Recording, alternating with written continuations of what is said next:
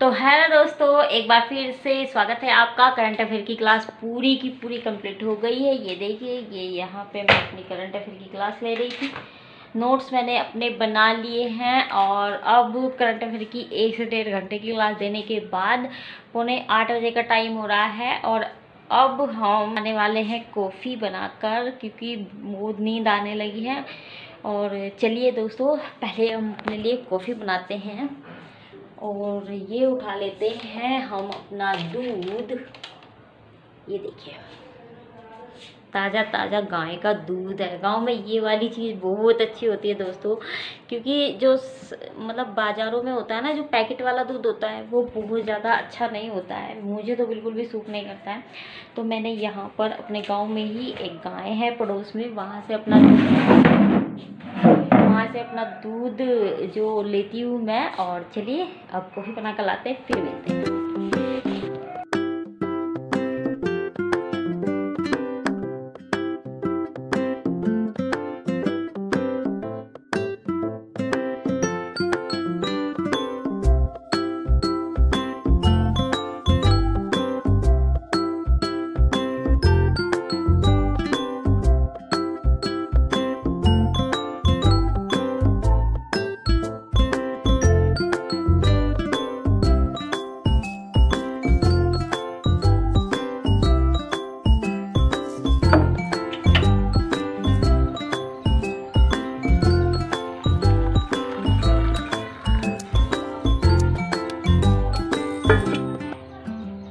ये देखिए हमारी यार, वाह, बड़ा टोपी होती बन रही है।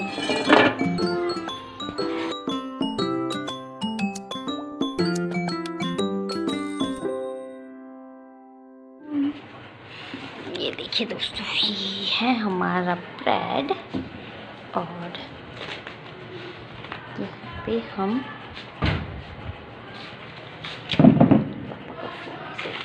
देते हैं।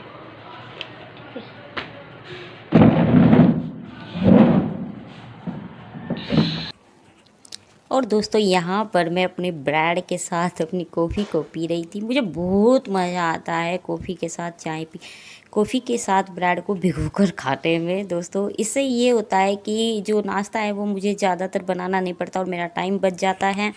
और नाश्ता बनाने में बहुत ज़्यादा टाइम भी बहुत ज़्यादा जाता है यार। तो इसीलिए मैंने ब्रेड का पैकेट मंगवाया और खाने के साथ खा लिया। इसको जल्दी से पेट थोड़ा भर जाता है। अब मैं बाहर आ गई थी बच्चों के साथ खेलने। कुछ देर बाहर खेलने के बाद माइंड थोड़ा फ्रेश होने के बाद फिर मैं अंदर आई अपने रूम में और ज्योग्राफी लेकर बैठ गई थी। क्योंकि ज्योग्राफी ऐसा सब्जेक्ट है ना कि जिससे अगर आते हैं तो बहुत सारे क्वेश्चन एक साथ आते हैं एग्ज़ाम में। और ये भी नहीं रहता है कि हमारा अगर कंप्लीट ना हो तो बहुत ज़्यादा दिक्कतें हो जाती हैं।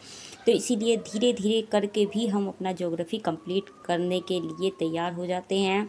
यहाँ पर मैं पढ़ रही थी महेश वर्मा सर की बुक, जो मैंने अभी पीछे ही ख़रीदी थी कुछ दिन पहले ही।